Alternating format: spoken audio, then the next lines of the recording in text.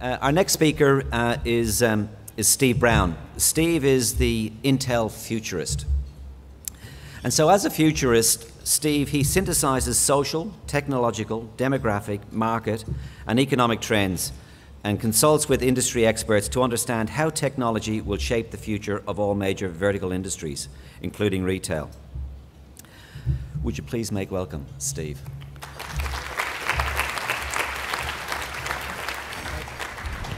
Thank you, Jack. Good morning, everybody. Nice to see you. Thanks for coming out on a cold, wet, rainy Monday morning. I know you probably have to get up early for that. And yes, you are hearing your second middle-aged balding pom of the day. I live in America now, though, so I guess I'm a Yankee pom. Or I was sitting there musing, is that a pom key? What is that? But anyway, I live in Portland, Oregon. I work for Intel. I've been at Intel a long time, 25 years or more. And I do that. I've worked in technology for a long time. That journey started when I was 9 years old. And it started because 9 years old was the time when I first fell in love. And it wasn't with a pretty blonde or brunette. That came later, quite a lot. It was with a computer, which is very nerdy, I know. But in 1976, computers were not something you saw every day. But I got access to one because my dad was a physics lecturer. He brought them home. And so I would sit in the dark with a flickering green screen. And my face was lit by this green screen, characters only. And I would program this thing because it was the closest I was ever going to get to like creating life or something. But the reason I did that is I knew in that moment that computers, this thing in front of me, was going to change the world. And change the world it has. Our cars, if you drove here this morning, the car you came in is safer because of computers, because they don't crash test cars anymore with crash test dummies. They do it inside a computer virtually. If you've how many of you have seen Shrek? Or any of these animated movies, Up, and yeah, all of those were created inside big, huge computers. And if any of you take any kind of medication, or you have parents or friends that take any medications that improve the quality of their lives or save their lives, good chance that those were developed and created using computers, some of them that would fill this entire room. Because the number one tool that a pharmaceutical sort of drug researcher uses is a computer to model how proteins fold and how they interact with the drugs that they're researching. So computers have changed our world, and that's why I've been at Intel 25, 28 years, is they have this profound impact. Now, the reason I wanted to talk to you about today is sort of the coming together of three of my passions. I love Australia. This is my 12th trip to Australia. It's my first business trip. I used to come here an awful lot when I was younger and hang out in Sydney a lot. So to be in Sydney, that's the one thing I get to combine there. The second thing is I'm going to talk to you about computing.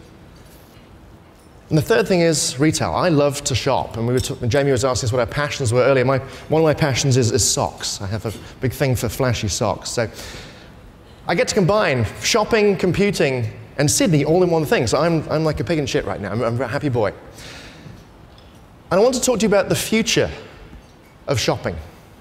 Now, how many of you plan on your retail businesses being around and being a thriving business 5 years from now? A show of hands. How about 10 years from now? Okay, most of you not. Okay, interesting. I'm not sure why you're here then. Because what I'm going to talk about today is how do you position yourself?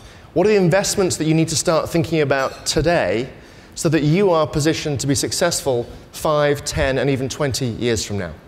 I spend my time living in the future. I spend my time thinking about what the world will look like and what it will feel like to live 10 or 20 years from now. Let's talk a little bit about that and how computing is going to be central to that. Of course, I say computing will be central to that. He works for Intel. But I really, truly believe that this is going to be something that is coming to you and will be something you have to pay even more attention to than you perhaps do today. Because computing over time has transformed objects, it has transformed industries, and as a result of that, it transforms our societies. I'll give you an example of how computing transforms objects, and then we'll walk through some industries, and then you'll see what's coming next to retail. When it comes to objects, to me, the best ideas are when you take two pieces and combine them in a way that takes you somewhere new and interesting. When you do that, 2 plus 2 doesn't equal 4 anymore. 2 plus 2 equals 11 or more. Or if you combine two pieces of an idea in a really fascinating way, You don't just get a number. 2 plus 2 takes you to lemon, orange, or something different. So when you combine two things in unexpected ways, you get really interesting results. And this is what happens when you put smartness, intelligence into a product. You can change an object forever in the way it works. I'll give you an example. If you had a high-end luxury purse, it's a beautiful object made of leather. Maybe some cloth on the inside and some zips and that sort of thing, but that's essentially what it's made of. What if you made that smart? And we'll talk about how that might work in a few years from now, but if you made it intelligent and put a computer inside it, now that bag would be aware, it would have sensors, and have a feel for where am I? So maybe if it's not at home, and it's out with you somewhere, and it's separated from you by however many feet you decide, because it can't see or talk to your smartphone anymore, maybe it should set off an alarm. Suddenly you can start to think about transforming that pretty purse into a purse and an annuity service, a security service that you pay $5 a month for, so that it will tell you when it's been stolen. So that all these opportunities to change objects by making them smarter, more intelligent. We'll come back to that thought later. But transforming objects is one thing. Technology also transforms entire industries. And the way I think about this is illuminated by a quote from Arthur C. Clarke, one of my heroes. He said, "Any sufficiently advanced technology is indistinguishable from magic." What he means by that is as things get more and more advanced and complex, our brains just can't handle it anymore, and it just feels like magic. And we're already feeling that today. How many of you know how your smartphones work? Most people don't. It's just part of our lives, and it becomes normal magic. Magic becomes part of what we expect out of life now. And we've seen that computing is behind a lot of these transformations technologically. So to me, computing is like this magical wave that pushes through the world. And as computers get more and more and more capable, this magical wave pushes further and touches more things. Now, I'll give you an example of how this wave has affected a different industry than yours, but one that you're all very familiar with. Media and publishing. If you think back 30 years to the state of media and publishing 30 years ago, it was very different than it is today. Let's look at some of the things that have happened to media and publishing over time as this wave has moved across it. Back in the early 80s, desktop publishing came for the first time. Before it was all handset print. Multimedia, the ability to edit video, the ability to make these wonderful animated movies. And now you can distribute content, beautiful high-definition content, over the internet. So the means of production, distribution, and now even consumption of content, because we're all watching TV shows and video clips and stuff on our phones and tablets and ultrabooks. This whole landscape has radically changed. You've seen newspapers go under. You've seen magazines disappear. You've seen different companies come and go. Kodak gone. So this entire industry segment, because of this disruptive technology of computing, changed that landscape forever, changed that industry forever. But if you look at other industry sectors, my clicker's going a bit slow here. Look at other industry sectors, this wave is moving across them at different points. So in healthcare, yeah, I told you drug discovery is done using big fat computers, and that's great. And there are computers starting to show up in healthcare, but mostly you go into the doctor's office and they still don't really know anything about you. You have to fill in a damn form every time you go into the doctor's office, and how are you feeling? Well, I didn't take any drugs. Why don't you know this? So healthcare is going to change dramatically in the next 10 years or so. Retail has already started to embrace computing and technology. You have beautiful digital signs. I was just in the Westfield mall yesterday. I did the wayfinding solution. I was looking around at all the digital signs. It's a beautiful mall, by the way, very nice. And you've got nice point of sale solutions. There's a decent back-end inventory management stuff going on. But you still have a lot of change to go. And that's what I'm going to talk about in the final sort of 15 minutes of this talk. Manufacturing is going to change beyond all recognition with 3D printing and other additive manufacturing technologies. That will affect you. So that's why I wanted to bring it up, and we'll talk more about that in a minute. And transportation is about to change too. There's a lot of talk about self-driving cars. Well, that's going to happen. Self-driving cars will happen, also self-driving delivery trucks. and other things that will affect your business and change your supply chain forever. So let's dig into these in a little bit more detail and look at what this might mean. Because in this wave, there are three major constituent parts that you need to be aware of. The first one is this idea that computing is getting smaller and smaller and smaller and smaller. And as it's getting smaller, it's also getting cheaper and taking less and less power. On this pretty picture here, what you're seeing is computing used to be something that filled a room. And it was something, if you wanted to use a computer in the 60s, you were either a researcher or a technologist of some kind, and you would worship the machine, and you talked to it with punched cards and tape. It's a very different experience than you have today. Then they became smaller, they filled smaller rooms, but eventually they became small enough with the PC revolution to come into our homes. And then they became small enough we could fold them up, put them under our arms, and take them to Starbucks or Gloria Jeans or wherever. And finally, they're now small enough that they can fit into our pockets and our purses.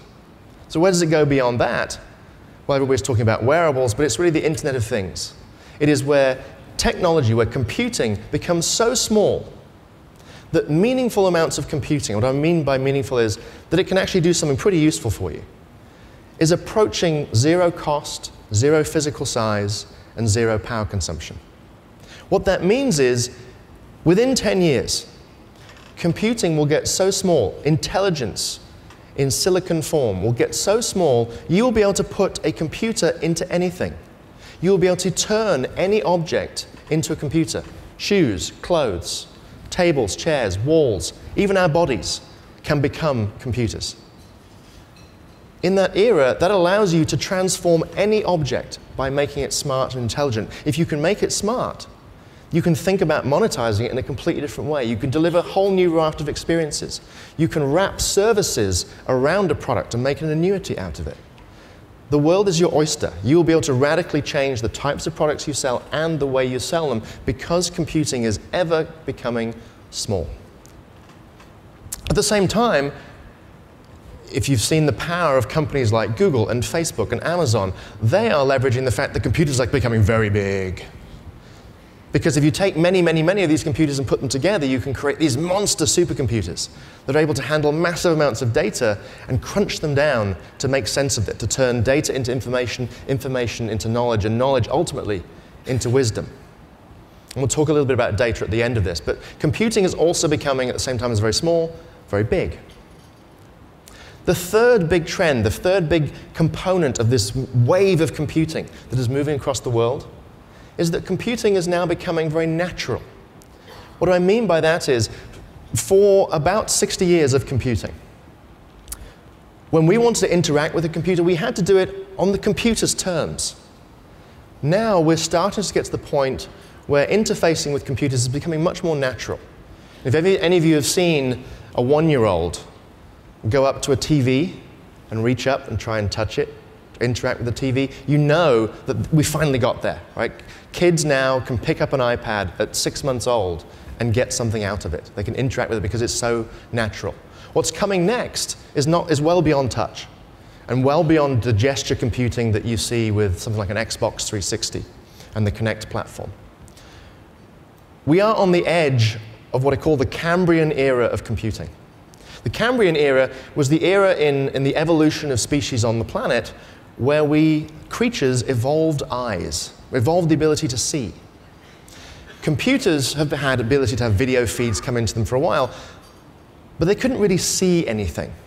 They weren't smart enough to do that. We are on the edge of computers having the ability to have true visual understanding of the world, to look out of their cameras and to see objects, to see people, to understand who those people and what those objects are, how those objects interrelate with each other. It is capabilities like that that will enable a computer to drive a car within the next 5 years. It is capabilities like that that will revolutionize robots and robotics in the next 5 to 10 years. It is the ability to see that will change your retail environments forever, and we'll talk about that in just a few moments. So I run this process at Intel called future casting. I want to give you a little explanation of how we do this, because doing this future casting process in partnership with our friends at WPP enabled us to build a lot of the content I'm going to share with you today. So it gives us some insight into where the world is going and how we can be successful in that world as we play things forward. To give you sort of an insight in how this process works, we take a range of experts from a range of fields, and the idea is to have a melting pot of talent in the room, and then we bring in understanding of social trends. I actually work for an anthropologist. My boss is Dr. Genevieve Bell. She's an Aussie, proud Aussie, and she's foul-mouthed and fabulous, and I love her to bits. So I work with a lot of social scientists. I'm not one, I'm an engineer by training. But we look at what are people going to feel like and look like and be like? What are they going to want 10 years or 20 years from now? We look at technology trends, understand how will technologies mature over time. We look at other trends. Demographic trends is a big piece of that. Where will people be living? How will they be living? How much space will they have to live in? We look at how ecosystems are going to develop. We even use science fiction writers. We brief them on science fact, and we bring them into our labs and talk to our researchers, and we say, okay, go write us some stories to help us prototype the future, to help us understand what it will feel like to live 10 or 20 years from now. So we put all of that together, and we build a future vision, what we think the world looks like and feels like to live in 10 or 20 years from now. And there are two important components to that. The first one is, what is the future we want to build together? Because I don't know about you, but sometimes people feel like the future is something that happens to them. It's a passive thing. The future's coming and it's going to hit me. Ooh! Quick, get the children inside, the future's coming. But the future is actually something that we control. And you heard from Jamie's stuff, consumers want to be part of controlling and deciding that future more than ever.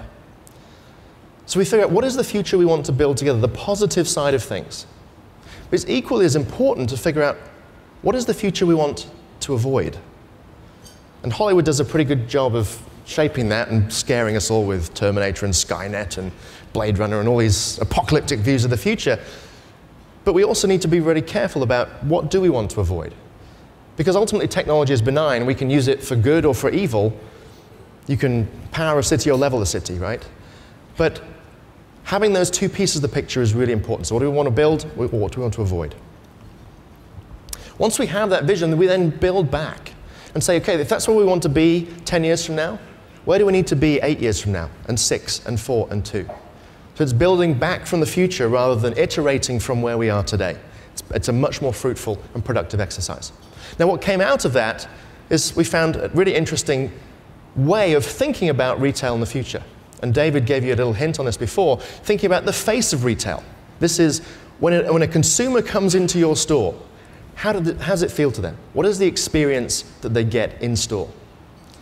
Secondly, the bones of retail. What is the infrastructure needed behind the scenes to deliver on that face?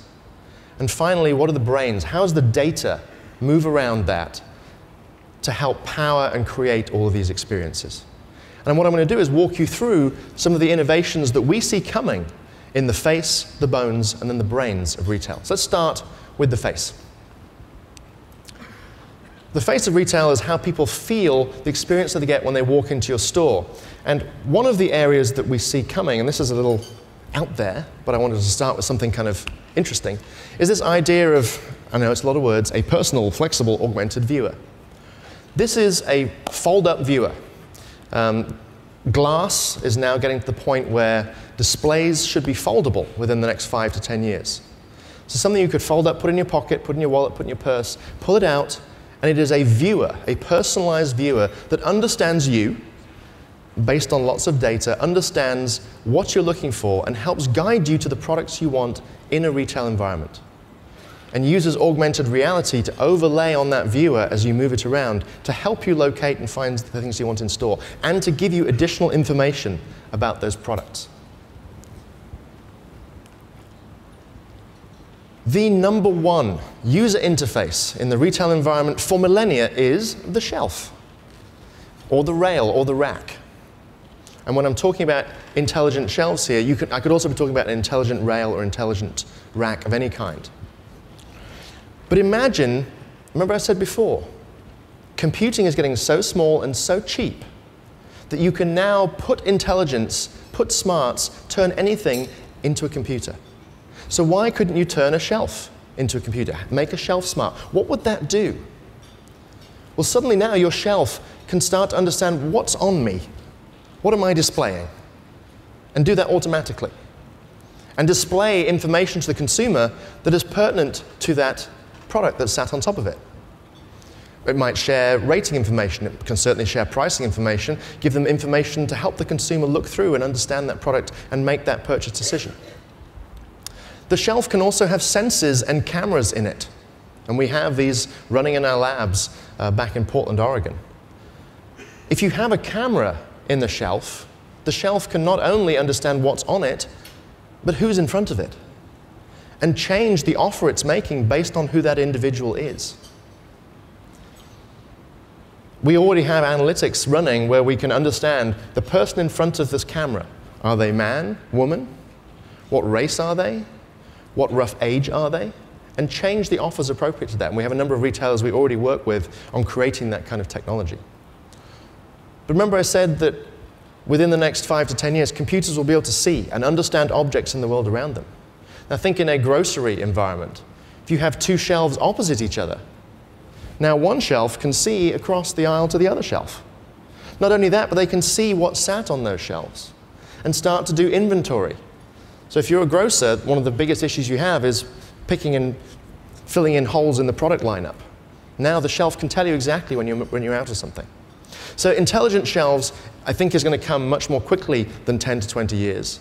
It is a great way to improve the customer experience, but also for retailers to have a better relationship with their customers, to understand their consumers' habits more. It would be really nice, for example, to know a particular product, people are coming, picking it up, having a look at it, and then putting it back.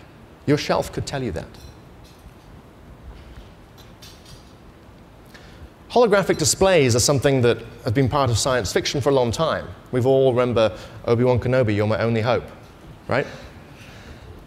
We are not far away from that becoming something other than a Star Wars fantasy. This is going to be coming to us soon. You can already get, they're called volumetric displays, that's the technical term for them. They're pretty small, sort of a 1-inch cube right now, and they're very, very expensive. So not really suitable for retail. What we really need in retail is really big displays and really, really cheap. There have been some big breakthroughs in research in the last few months, which means that full-size, high-quality, full-color holograms are going to be a reality for display purposes to bring people into your stores in the next 5 years or so. So watch out for that. If you want more information, look at Nature magazine. So let's talk about augmented reality. Augmented reality is a technology that will definitely continue to evolve in the future, but it is here today. And there are a number of retailers that are using it very, very effectively today. One of those retailers is Lego. And Lego is a fantastic, I mean, they just make plastic bricks.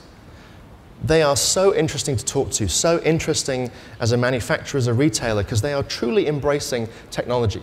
They've embraced this augmented reality technology in stores. And I want to show you a very short video just to show you how this brings to life an experience for these kids to help them imagine what might be possible if they were to take that box home with them. So if you could roll the video, please, Alan.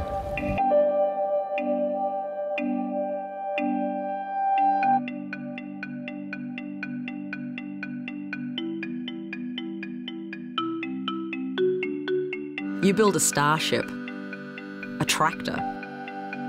You create a postmodern skyscraper and turn it into a helicopter.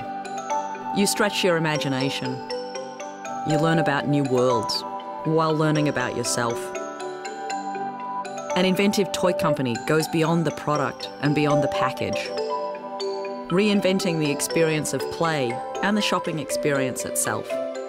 Powered by intelligent connected technology from Intel, augmented reality opens boxes, opens stories, opens minds, in real time, engaging and inspiring the most demanding customers. Lego designers, engineers and technologists work with Intel to imagine a new future of amazing new experiences, and a vision that embraces the value of play and those who play along with them. A world of creation awaits. What will you build? In the most unexpected places, Intel technology changes lives. Lives that can change the world.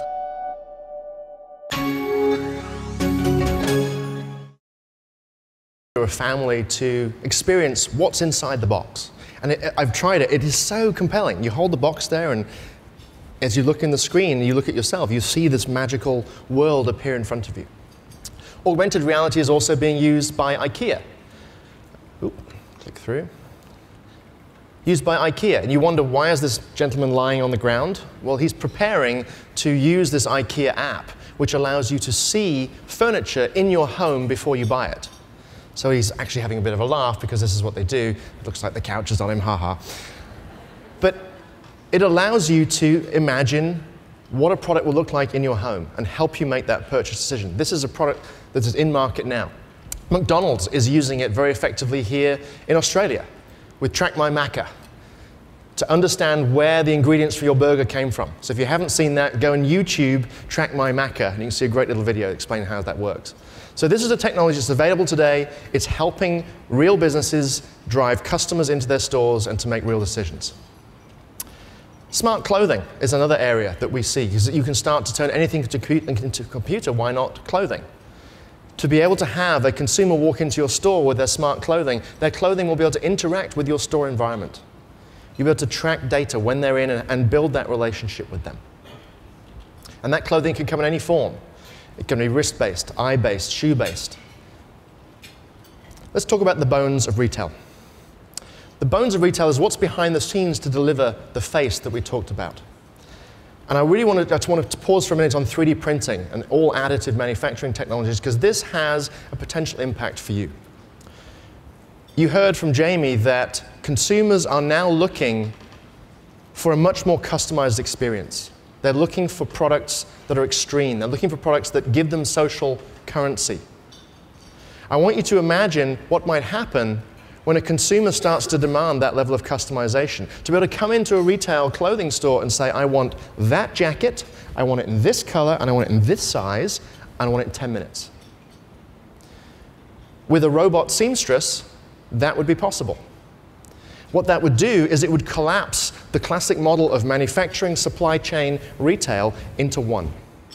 This is an opportunity for you as retailers to also become manufacturers and customizers.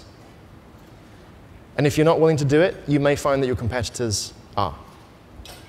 So this manufacturing revolution, computerized manufacturing, will come to your door. Drones. Drones aren't always death machines that come from the sky. There are other types of drones out there, and Domino's Pizza in the US is already experimenting with drones to deliver pizzas to your house. I live on the 11th floor of my apartment building. I just want to be able to go on the balcony and put my hand out and get my pizza. I can't wait. So drones are a really viable way of thinking about delivery 10 and 15 years from now. If you're a truck driver, your career maybe is not as long as you'd hope it would be. Packaging can also be innovated. Remember, anything can become a computer, including the packaging. You can have packaging that can report out how did we do transporting these goods? What is inside this package? Where did it come from? So all sorts of opportunities to innovate in the area of packaging. And robots. I mentioned earlier that there's going to be a robot revolution. I'm not talking about like rise of the robots and they kill us all. I'm saying that robots are going to become much more important parts of our lives. What you're seeing here is a robot that does shelf stacking. Well, it actually understands what's on a shelf. So it sits on a ball and it tosses around and it goes around a retail store and it does inventory taking, stock taking. This is not some futuristic thing. This is a real robot that exists today and is in trials in big US retailers. So the robots are coming, and they're coming very soon. But I want to wrap up by talking about the brains of retail and then close with some of the opportunities I think all of this presents to everybody in this room. The brains of retail is thinking about data, and I don't like the term big data. Everybody throws it around. There's going to be a lot of information gathered from sensors, from your customers, from your supply chain.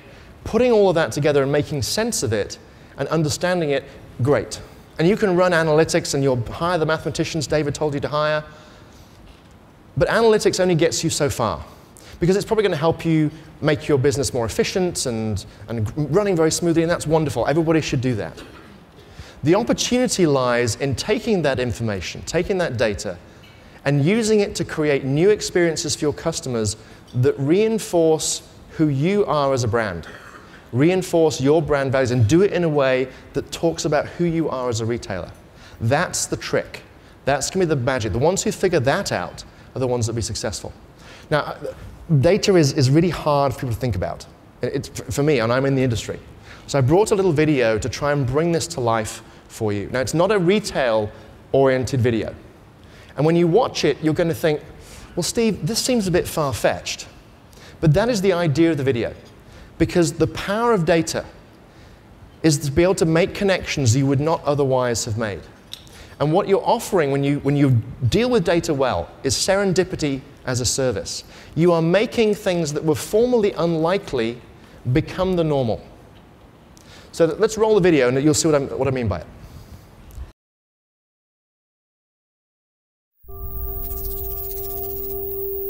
Day-to-day life is, for the most part, a linear experience. Like a bus ride, we're carried from one event to another. Our world is literally defined by the bus's route. But what if our perception could draw from an infinite amount of experiences across an infinite number of paths? This is vibrant data, a kind of augmented intuition that harnesses the growing virtual world of data to expand and deepen the human experience. This is the story of a young woman, an airplane pilot, and a couple coming together in an unexpected, yet familiar way, thanks to the power of vibrant data. Meet Veronica. Veronica listens to music most of the day. She likes to think of her life as a soundtrack. Tonight, she's listening to the Yowsies, a relatively unknown band her data recommended a few weeks ago, based on her interests and activities. Veronica's social calendar is usually pretty full, but her data notices that she has nothing planned for Friday evening, so it offers some suggestions. Movie with Amanda? Blind date? The Yowsies concert? Veronica decides to see the Yowsies live.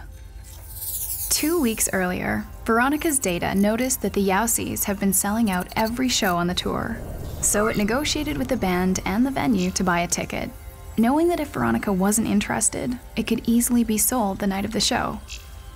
But her data noticed something else.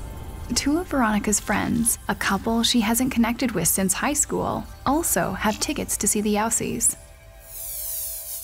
Veronica's data alerts her that the show is located 250 miles north in Bellingham, but Veronica doesn't want to drive all that way by herself.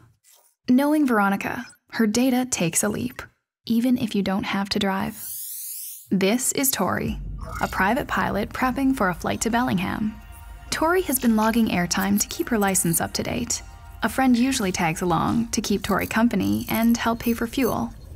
Tori's data suggests taking Veronica on her next flight. Even though the two have never met, they share similar interests and there's some overlap in their circle of friends. Tori and Veronica confirm the flight. As Veronica and Tori get to know each other, they realize that they have a lot in common, and they're surprised that they haven't crossed paths. After arriving at the show, Veronica sees 2 old friends from high school. They haven't seen each other in years, and the 3 are elated to catch up. The band takes the stage, and the auditorium fills with light. There's an effervescence in the air. Our vibrant data hard at work, creating a world of experiences, connections, and possibilities we can't begin to imagine. So I wanted to share that video with you because it presents data in a different way. The idea that it's not something that someone goes and works with. Your data can be out there at work on your behalf. And to think about that data as being vibrant, as being alive, as doing things and out there working on your behalf as a consumer, it can do the same thing for you, by the way, as a retailer, is a helpful metaphor to help you sort of get your head around what might be possible. So think about shopping assistants, think about new services that are possible through data. So we talked about the face, the bones, and the brains of data. I wanted to leave you with 4 questions that I think you should all be asking yourself when you think about how computing and technology will change the way you do business. The first one is, how can I use computing to reinvent my products? So the products that you sell. Some of them could become, or maybe should become, smart. What does that make possible for you in terms of the way you would sell them, the way you would advertise them, and the way you would monetize them? The second question I would offer to you is this. How can I use technology to reinvent my store? If any of you have been into an Adidas store, some of their biggest properties, they have these beautiful interactive walls that allow you to see all kinds of product, learn about them, really tall, beautiful displays. They're merging the virtual and the physical space. You heard David talk earlier about making the most of small spaces. This is a great opportunity to reinvent your store with technology, whether it's intelligent shelves, it's great displays, whatever, holograms.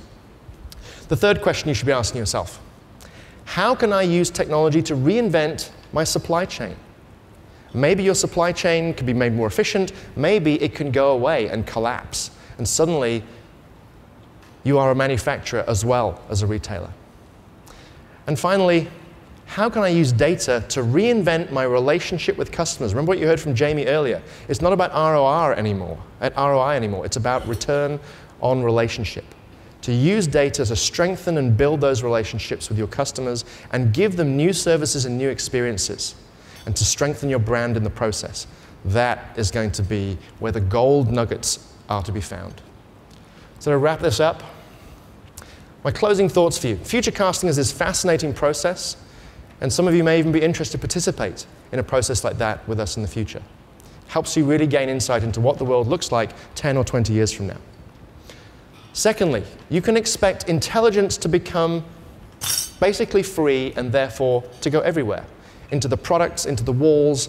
It just will be part of the human experience. The world will become intelligent and have its own nervous system.